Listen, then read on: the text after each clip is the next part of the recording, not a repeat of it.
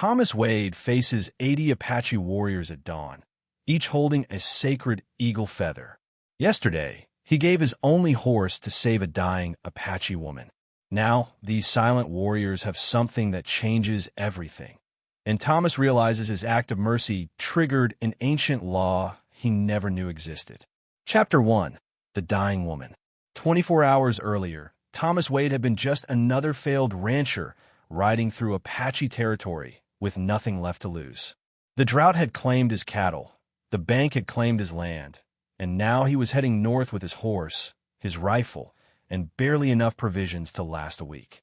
The canyon he chose for shelter that afternoon seemed perfect, hidden from view, with rock walls that would block the desert wind, and a dried creek bed that suggested water might flow here during better times. That's when he heard the sound that changed everything. It started as a whisper, so faint he almost dismissed it as wind through the rocks. But something about the rhythm made him pause, made him listen more carefully. It came again, definitely human, definitely in pain. Thomas dismounted and followed the sound deeper into the canyon, leading his horse carefully over loose stones and around massive boulders that had fallen from the cliffs above. He found her in a small alcove where the canyon wall curved inward, creating natural shade from the brutal afternoon sun. The Apache woman lay motionless except for the shallow rise and fall of her chest, her breathing labored and irregular. Her left leg was grotesquely swollen from the knee down, and Thomas could see the distinctive marks of a rattlesnake bite just above her ankle. The wound had been treated with what looked like traditional plant medicine, but infection had clearly set in. Her skin burned with fever when he touched her forehead, and her lips were cracked from dehydration. Thomas knew enough about snake bites to recognize that she was dying, probably had been dying for at least a day, maybe longer. In her weakened state, she must have collapsed here while trying to reach her people. Any reasonable man would have walked away. This was Apache territory, and helping one of their women could easily be seen as an act of war. Thomas had heard stories of what happened to white men caught in Apache lands, stories that made his blood run cold. But looking down at this woman, probably no older than his dead sister would have been, Thomas couldn't bring himself to leave. He lifted her carefully onto his horse, surprised at how light she felt, how fragile despite the strength he could see in her face, even in unconsciousness. She mumbled something in Apache as he secured her in the saddle, a word that sounded like a name. Ayana. Thomas took the reins and began walking, leading his horse deeper into territory where his life meant nothing and his presence meant death. For 8 hours, he walked through terrain that grew increasingly rough and dangerous. His water ran low. His feet began bleeding in boots never meant for long distances, and still he pressed forward because turning back meant watching someone die when he had the power to save them. When they finally reached the traditional Apache dwellings clustered in a natural basin between red rock formations, Thomas faced the hardest decision of his life. He could take his horse back and try to escape, or he could trust that saving a life might count for something, even here. He slapped his horse's flank and sent his only valuable possession walking after Ayana toward her people, leaving himself alone and defenseless in the heart of Apache country. Chapter 2. The Silent Watchers. Thomas woke to absolute silence, which in Apache territory meant either safety or imminent death. The desert dawn had a quality of stillness that felt unnatural, as if the entire landscape was holding its breath. He had spent the night huddled against a boulder, too exhausted to care about comfort, too frightened to sleep deeply. Now, as consciousness returned fully, he understood why his instincts had kept him on edge. They were everywhere. 80 Apache warriors sat mounted on their horses in a perfect semicircle around his position, close enough that Thomas could see the individual braids in their hair, far enough away that running would be pointless. They had positioned themselves while he slept, moving with the legendary silence that made Apache raiders the most feared fighters on the frontier. What struck him most wasn't their numbers or their weapons, but their complete and utter stillness. Not one horse shifted restlessly. Not one warrior moved to adjust his position. They simply sat and watched him with an intensity that made Thomas's skin crawl. In all his years on the frontier, he had never seen anything like it. Apache war parties were known for their swift, brutal attacks, their terrifying war cries, and their overwhelming aggression. This felt more like a religious ceremony than a prelude to violence. Each warrior held something in his right hand, raised just high enough to be visible against the morning sky. Eagle feathers. Not the white feathers from stories Thomas had heard, but the distinctive brown and white striped feathers of golden eagles, sacred to Apache people in ways no white man fully understood. The feathers caught the early light, creating a hypnotic pattern of shadows and brightness that seemed to pulse with the rhythm of Thomas's own heartbeat. But it was the symbols that truly unnerved him. Painted on the warriors' faces, their horses' flanks, and even on some of their weapons were designs Thomas had never seen before. Spirals that seemed to move in his peripheral vision, geometric patterns that hurt his eyes when he looked directly at them, and, stranger still, what appeared to be crude drawings of horses with human figures walking beside them. The lead warrior, positioned directly in front of Thomas, wore an expression that defied easy interpretation. Not hostile, but not friendly either. His dark eyes held something that might have been curiosity, or respect, or judgment. Thomas couldn't tell which, and that uncertainty terrified him more than open aggression would have. Thomas stood slowly, every muscle protesting from his night on the hard ground. The movement triggered no response from the assembled warriors, though he could feel their attention sharpen like a blade being honed. He raised his hands in the universal gesture of peace, expecting some acknowledgement, some sign of their intentions. Nothing. The silence stretched on, broken only by the distant cry of a hawk circling high overhead. Thomas realized with growing dread that these warriors weren't here to kill him quickly. They were waiting for something, expecting something from him that he didn't understand. The eagle feathers, the strange symbols, the ceremonial positioning, all of it pointed to purposes that went far beyond simple revenge or territorial justice. Whatever Thomas had set in motion by saving Ayanna, it was bigger than he had imagined and far more dangerous than any death sentence. Chapter 3. The Sacred Bond. The sound of approaching hoofbeats broke the strange standoff, though the 80 warriors remained motionless as statues. From the direction of the Apache settlement came a small procession that made Thomas's heart race with conflicting emotions. Ayanna rode at the front, alive and conscious, her legs still bandaged, but her posture strong enough to stay mounted. Behind her rode an elderly Apache man whose very presence seemed to command the desert air itself. The old man's horse displayed decorative symbols that made the warriors' markings look elementary by comparison. Intricate patterns covered every inch of the animal's body, telling stories Thomas couldn't begin to decipher.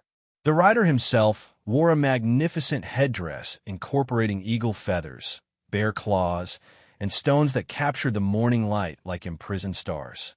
This was clearly a person of immense tribal importance, someone whose words carried the weight of ancient law. When the procession reached the circle of warriors, the elderly man dismounted with fluid grace that spoke of decades in the saddle.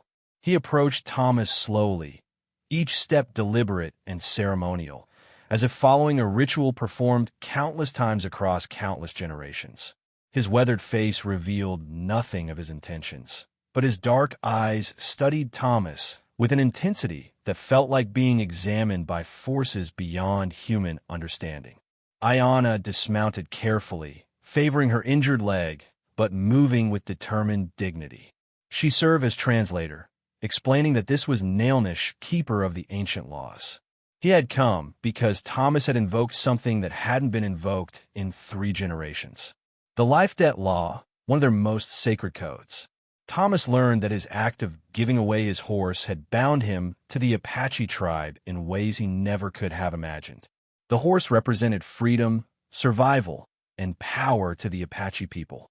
By freely sacrificing himself to save an enemy, Thomas had proven his heart followed Apache values despite his white blood. This created a spiritual connection that transcended racial boundaries and demanded resolution according to traditional law. Nailnish approached until Thomas could see every line carved in the old man's face by decades of desert sun and difficult decisions. From a leather pouch, the keeper of laws withdrew an object that made Thomas's knees weak with recognition and confusion. His own horse's bridle, but transformed beyond recognition. The familiar silver conchos his father had given him were still there, but now they were surrounded by Apache symbols painted in colors that seemed to shift in the changing light. Sacred designs covered every inch of the leather, turning a simple piece of ranch equipment into something that radiated spiritual significance. The bridle represented more than the returned property. It symbolized Thomas's horse accepting Apache blessing, which meant Thomas himself had been evaluated and found worthy of consideration under tribal law. The 80 warriors hadn't come to deliver justice through violence.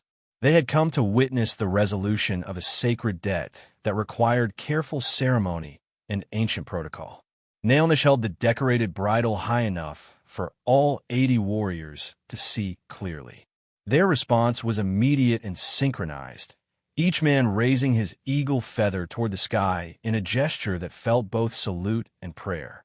The moment stretched until Thomas felt the weight of destiny settling around his shoulders like an invisible blanket. The life debt law had been invoked, and there would be no simple resolution. Chapter 4. The Test of Honor. Nailnish gestured toward the Apache settlement, and the 80 warriors began moving in perfect formation. Thomas found himself walking in the center of this mounted procession, feeling simultaneously protected and imprisoned. The decorated bridle remained in Nailnish's hands, a constant reminder that Thomas's fate hung in balance between honor and disgrace, acceptance and exile. The village appeared larger than Thomas had expected, with traditional dwellings arranged in patterns that spoke of generations of careful planning. What struck him most was the complete absence of fear or hostility from the Apache people who emerged to watch the procession. Children studied him with open curiosity. Women nodded respectfully as he passed. Men evaluated him with expressions suggesting they were measuring something he couldn't identify. They stopped at a circular clearing in the village center where 5 elderly Apache women waited in ceremonial dress. Their faces carried the weathered wisdom of decades spent making decisions that affected entire families. Each woman wore distinctive markings that identified her role in tribal governance, and their collective presence radiated authority that made Thomas instinctively straighten his shoulders. Without ceremony, 2 young Apache men produced a thick rope made from twisted plant fibers and began binding Thomas's hands behind his back. The rope felt stronger than any leather he'd encountered, and the knots were tied with expertise that suggested this ceremony had been performed many times before. Thomas's arms were secured so completely that struggling would be impossible, leaving him dependent entirely on Apache mercy. The eldest woman stepped forward and began speaking in rapid Apache, her voice carrying tones that ranged from gentle inquiry to sharp challenge. Ayana translated each question with obvious reluctance, explaining that Thomas must prove his motivations had been pure when he saved her life. The questioning began with basic facts, but quickly turned personal and probing. Why had Thomas been traveling through Apache territory? What did he hope to gain by helping an Apache woman? Did he consider himself superior to Apache people? Had he expected gratitude or reward for his actions? Thomas answered honestly about his failed ranch, his aimless wandering, and his expectation that helping Ayana would likely result in his own death rather than any benefit. The women listened intently to his responses, occasionally conferring among themselves in voices too low for him to hear. Then came the question that cut straight to his heart. The second woman asked why Thomas hadn't simply taken Ayana to the nearest white settlement, where he would have been celebrated as a hero for saving an Indian woman from death in the desert. Thomas felt his throat constrict as he searched for words that would convey the truth without sounding self-serving. He explained that taking Ayana away from her people would have been another form of cruelty, separating her from everything she knew and loved. The women's faces remained impassive, revealing nothing about whether his answer satisfied their requirements.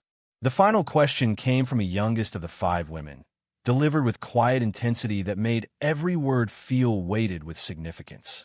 Had Thomas given away his horse to ease some guilt he carried, making his sacrifice about his own redemption rather than genuine concern for Ayana's welfare?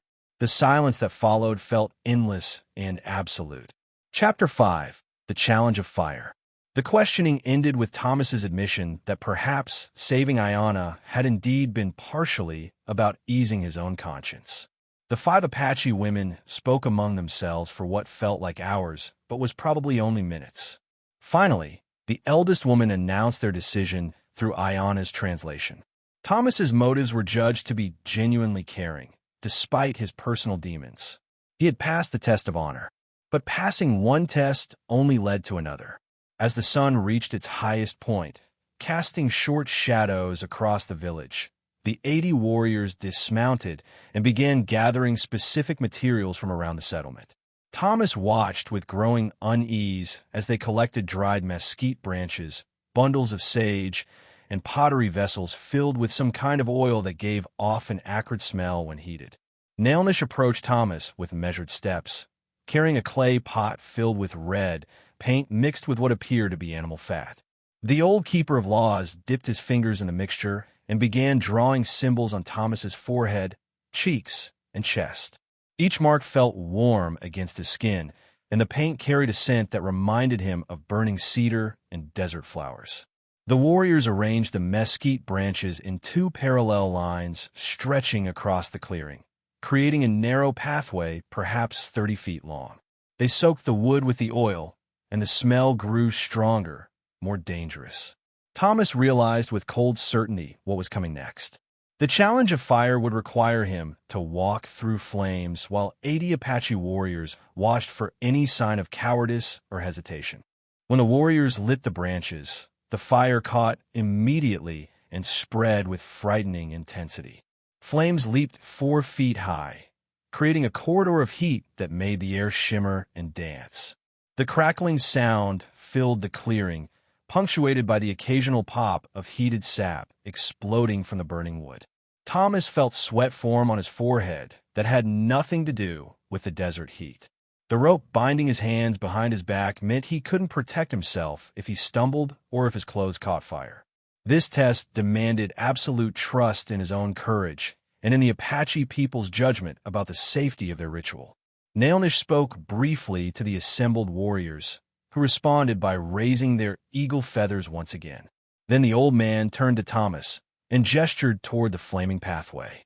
The message was clear without the need for translation. Thomas must walk through the fire or forfeit any claim to Apache acceptance. The flames roared higher as Thomas approached the entrance to the fiery corridor. Heat pressed against his face like an invisible hand trying to push him backward. His instincts screamed warnings about the madness of deliberately walking into an inferno, but he could feel the weight of 80 pairs of eyes measuring his resolve. Thomas stepped into the flames and immediately understood that this test would either prove his worthiness beyond all doubt or consume him entirely. The fire welcomed him with hungry intensity, and there was no turning back. Chapter 6. The Blood Choice. Thomas emerged from the flames with his hair singed and his skin reddened from the heat, but alive and unburned.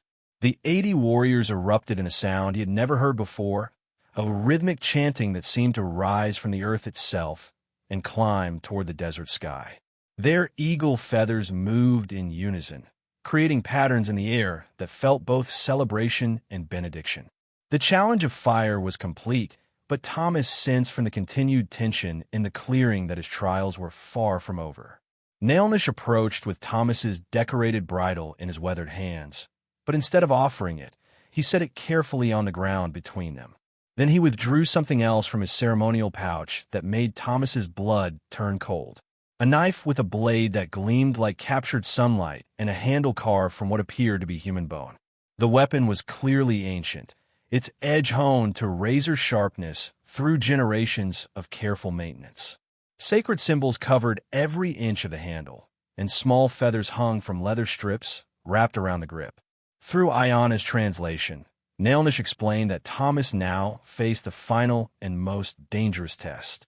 The blood choice would determine whether he truly understood the sacred nature of the bond he had created by giving away his horse.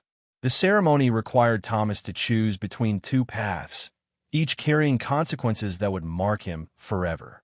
The first path offered complete freedom. Thomas could reclaim his horse, accept a week's worth of provisions, and ride away from Apache territory with a promise of safe passage. He would return to the white world as if none of this had ever happened, free to rebuild his life without the complications of tribal obligations. But choosing freedom would mark him permanently as someone who had rejected Apache brotherhood after being offered the greatest honor their people could bestow. No Apache would ever help him again, regardless of his circumstances. He would be remembered as the white man who turned away from sacred law when it demanded genuine commitment. The second path required Thomas to place his hand on the ancient knife while Nailnish cut a small wound in his palm. Apache law would then mix Thomas's blood with sacred earth and water from the tribe's most holy spring. This ritual would make him a blood brother to every Apache family, with all the protections and responsibilities that relationship entailed. However, the blood ritual carried its own dangers. If Thomas's heart harbored any deception, any hidden selfishness or racial prejudice, the sacred mixture would poison him. Apache tradition held that false brothers always died within 3 days of the ceremony, their bodies rejecting the spiritual bond they had tried to claim dishonestly. Thomas stared at the knife, understanding that this choice would define not only his future, but his very identity. The 80 warriors waited in absolute silence, their feathers now held motionless as they witnessed a moment that would echo through tribal memory for generations. The decorated bridle lay between the two paths like a bridge connecting his old life to an uncertain future. Chapter 7: 80 Feathers. Thomas reached for the ancient knife without hesitation. His decision was made the moment he understood what genuine brotherhood meant. The blade felt warm in his palm, as if it held the accumulated heat of every sacred ceremony it had witnessed throughout generations of Apache history. Nailnish nodded with deep satisfaction, recognizing the resolve in Thomas's eyes that transcended any need for spoken words. The blood ritual began with Nailnish carefully drawing the knife's edge across Thomas's outstretched palm. The cut was shallow but precise, designed to draw enough blood for the ceremony without causing lasting harm. Thomas felt the sharp sting followed by warmth as his blood began to flow, dripping onto a clay vessel filled with sacred earth and holy spring water. As Thomas's blood mixed with the sacred elements, Nailnish began chanting in Apache, his voice carrying tones that seemed to resonate with the very stones beneath their feet. The 80 warriors joined the chant, their voices creating a harmony that filled the desert air with power and reverence. Thomas felt something shift inside him, a sensation like doors opening in his heart that he hadn't known existed. The mixture in the clay vessel began to glow with an inner light that defied natural explanation. Nailnish dipped his fingers in the glowing liquid and drew symbols on Thomas's forehead that burned briefly with warmth before settling into his skin like permanent markings. With each symbol, Thomas felt his connection to the Apache people growing stronger, more real, more binding. When the ceremony concluded, something extraordinary happened. The 80 warriors dismounted in perfect unison and approached the sacred circle where Thomas stood. Each man knelt and placed his eagle feather at Thomas's feet, then removed something precious from his belt or saddle pack. The offerings accumulated quickly: beautifully crafted weapons, hand-woven blankets, jewelry carved from turquoise and silver, and tools that represented the finest Apache craftsmanship. But the greatest gift came when the lead warrior brought forth Thomas's horse, now bearing new Apache decorations that marked it as belonging to a blood brother of the tribe. The animal wore sacred symbols that would ensure safe passage through any Apache territory and guarantee a welcome at any Apache settlement. Nailnish approached Thomas one final time, and spoke in ceremonial tones that carried across the entire village. Through Ayana's translation, Thomas learned that he was now under the protection of 80 Apache families. Each eagle feather represented a warrior's pledge that Thomas's safety was as important as the safety of their own children. This honor had been granted to fewer than 5 white men in all Apache history, and never before to someone who had not been raised among them from childhood. Thomas was invited to carry the blessing of 80 households, each promising shelter, food, and defense for as long as he lived. As Thomas mounted his horse, feeling the weight of 80 eagle feathers tied to his saddle, the entire tribe gathered to witness his departure. The feathers caught the afternoon light, marking him forever as someone who had been tested by ancient law and emerged transformed. He rode toward the horizon, no longer the failed rancher who had entered Apache territory, but a man reborn through fire, blood, and sacred brotherhood. What would you have done in Thomas's place? Chosen freedom or risked everything for brotherhood? Let me know in the comments below, and don't forget to subscribe for more incredible tales of courage that will leave you speechless.